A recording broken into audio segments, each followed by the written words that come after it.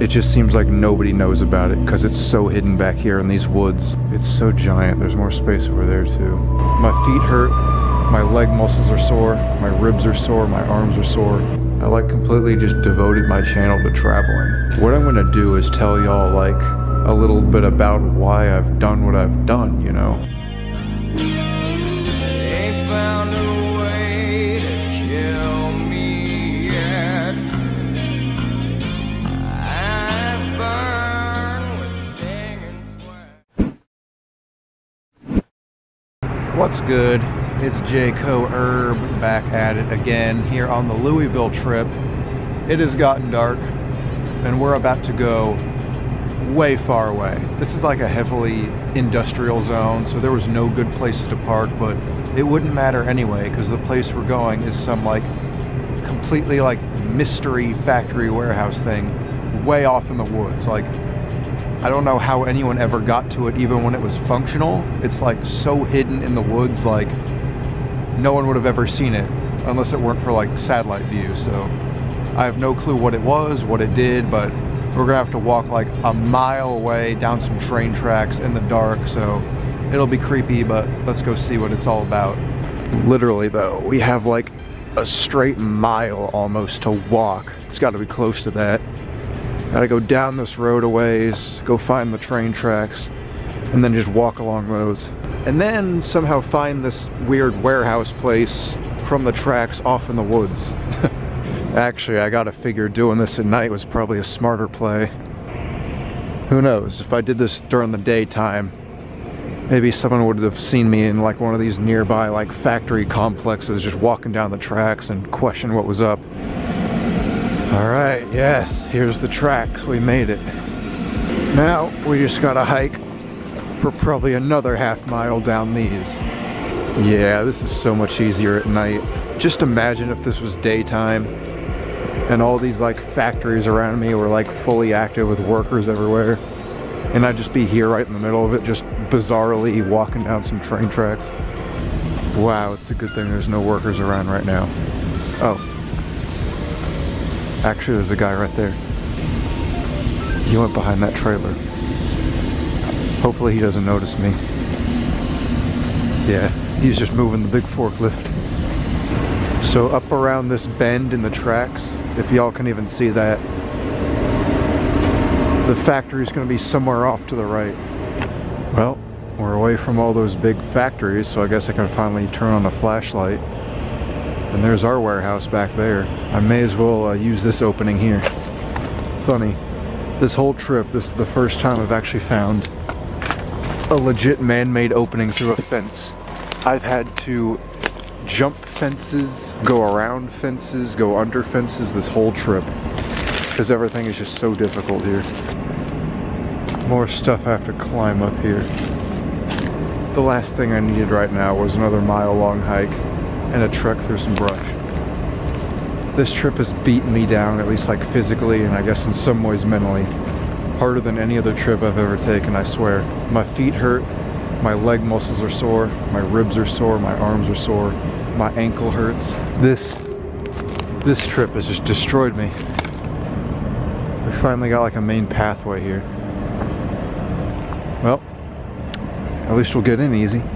I mean, I know it's easy to get into, but it's so secretive and so hidden back here in the woods. There's no graffiti in here that I can see anyway. This is actually kind of cool. It's like a super secret old warehouse that only I know of, because I always look at satellite views. And it's so big you can barely see in here, and this is the strongest flashlight I have on its strongest setting. Look at that forklift. Where's the seat? It doesn't even have a seat anymore.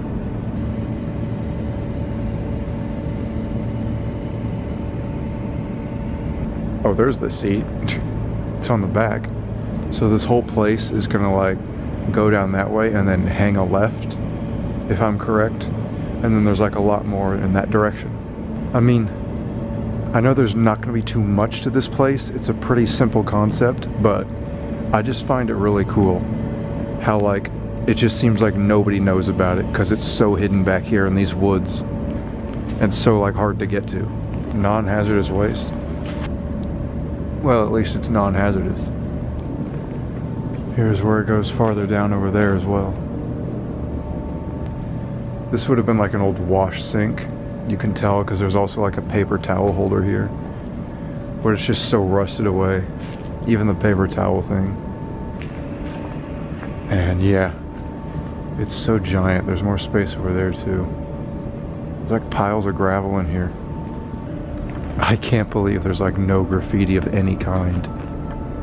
Like, I knew this was like a well-hidden thing, but I didn't know it was like this forgotten, you know? To where not even like the local graffiti people, no one just ever comes here. Oh, never mind. I finally found it. One little piece of spray paint that straight up looks like it was done like 20 years ago anyway. Looks like a guy breathing fire or something. Dude, this is so like eerie though. How far across you can see with just like those old like vines and stuff hanging off of it. One lone random chair. You know, I've kind of seen what there is to see here, and I kind of need to liven this video up. I should tell like a story or something. What's a good story? I have so many exploring stories. While I try to think of like some cool stories and stuff to tell, I'm gonna go check this area over here. There's like this office section that I haven't seen yet. Maybe that's why this looks so swept up. Like the floors look kind of oddly clean. And then there's like this big pile of like rubble here. This place has probably been swept up, probably not recently. It was probably like a decade ago, or if not more, but it makes it look pretty clean. We got offices. We got another chair. Why does that brick look like two eyes? I look like I'm in a prison cell right now. That's an oddly nice, modernized looking glass door though. Oh, found more graffiti. Looks like it was scribbled in like chalk. Somebody was here in 2013 and 15. This must have been like the office portion of like the warehouse. Ooh, look at that. Print way is what I can read. Might have been like some sort of scale. Yeah, because look, there's little shifters. It's kind of like when you like go to the doctor's office and they weigh you. Slide these things over. Only this one's a big industrial one, so the weights go up to like 6,000, 8,000, and then 10,000 pounds. What do y'all think I should do next? Like, the Louisville trip is ending. I think I might have a shot at filming one more video on this trip, and then that'll be done. What should come next? I like completely just devoted my channel to traveling. From like, just to different places. But I don't know how maintainable that is. Look at that. That's cool. What is with the random chairs in here? I'm guessing this was a bathroom. Maybe it was just a weird lounge room. I don't know. I don't know, man. I'd be tempted to grab a seat because of how exhausted I am, but my pants are going to get even more dusty than they already are. Usually in industrial places like this, you'll see like a big fancy like sink fixture.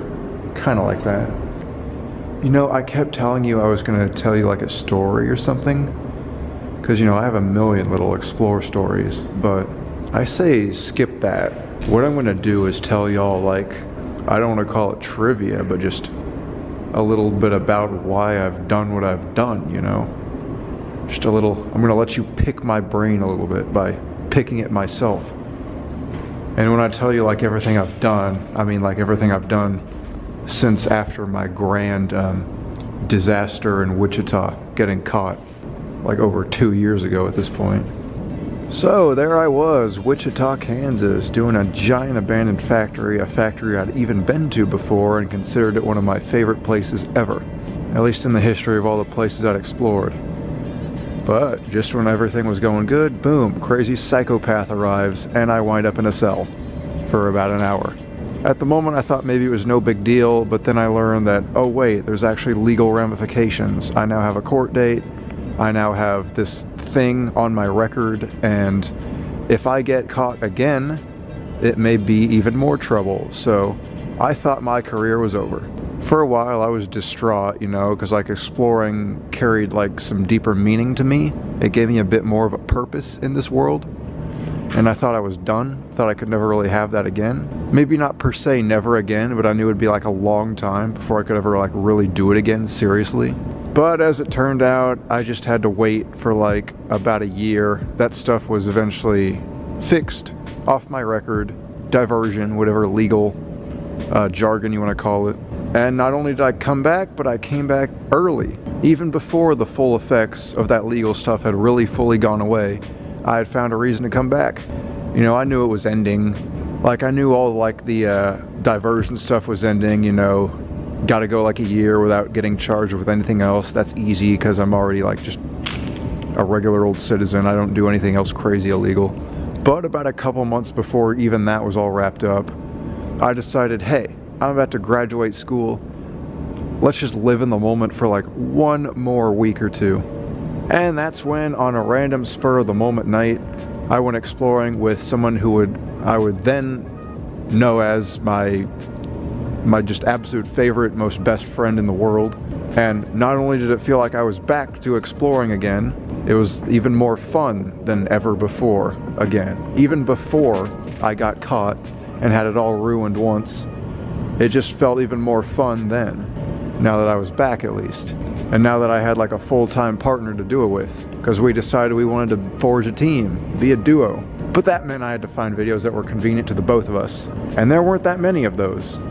I went through a very painstaking process, used all my location finding skills, and made us a very meager but still somewhat lengthy list of places that we could hit within the span of a day before we would inevitably run out and have nothing really else to do. We tried to make our weekly upload schedule work, and we lasted for about 3 months with like 7 to 9 videos, and then we got completely screwed out of it.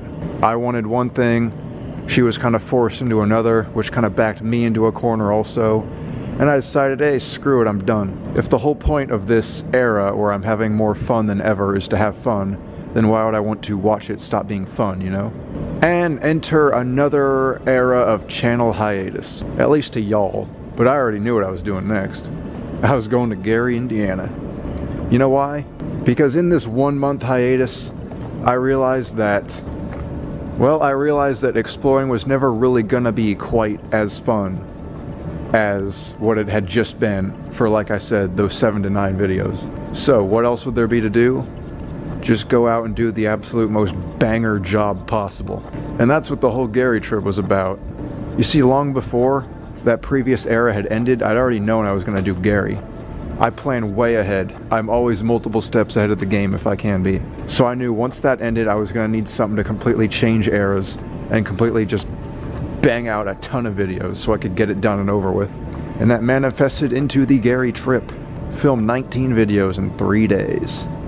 That meant I had about 4 to 5 months of content just stocked up right then and there, and I could sit back and not do anything. Because I'd just come off the 2 worst things to ever happen to my Explorer career. The first one took away my ability to do it without the fear of like legal ramifications. It essentially made it to where I couldn't do it. And then of course the second one came along and made it to where I didn't even want to do it now that I could again. So I went to Gary to put myself in an absolutely forced position to go out and do the absolute most banger job, like I said, that I possibly could. And we got those 19 videos filmed. And then we went on another big break. So by the time that break was beginning to end, I realized why not just do a copy-paste of that whenever possible. Take a big trip, sit on the footage, upload it week to week to follow our upload schedule, and then take another trip. So all those months later, when the Gary trip videos had cleared out, the backlog was done, guess what? It was time to go to Texas.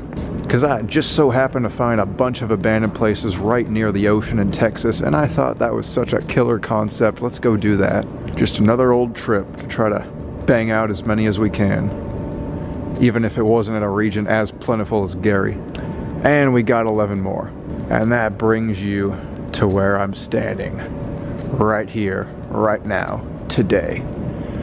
And it was on to Louisville next, couple months after that. And that, ladies and gentlemen, is the origin of the road trip concept for me as far as exploring goes. And honestly, I realized that just traveling, like the whole concept of it, just puts me in a type of headspace to where nothing really matters except the task at hand. Just being somewhere completely far from home with nothing to do but just to get the videos in, you know? Who knows? I don't know how long I'll do this for, the whole exploring thing.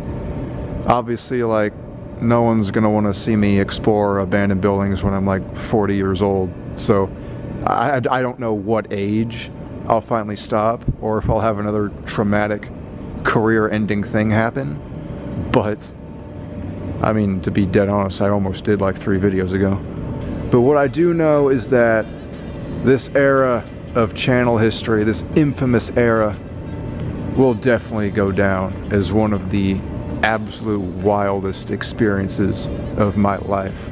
And that's my story time from an abandoned warehouse in the Louisville, Kentucky woods in the industrial area. I don't know. Now I'm gonna go get like some B-roll shots so that y'all aren't just staring into the pitch black while I'm telling my stories, just like I was basically. And then I'm gonna head out of here. Honestly, this place is starting to give me the creeps. Let's beat it. Walking through the woods low-key even makes it worse. Ow. Okay, made it. Let's put out this light before some factory workers spot me. We made it back, but it got freezing cold outside, so I'm ready to get out of here. I'm ready to go to bed. It's been a long day, but this might be the last video on the Louisville trip, but I will attempt one more, so I'll let you know with some text on the screen right below whether this is the last one or not. And also tell me if you ever want to have any more of those like little story time moments in some of these videos. I'd be more than happy to do more of those. And anyway, peace out. I'll see you next time.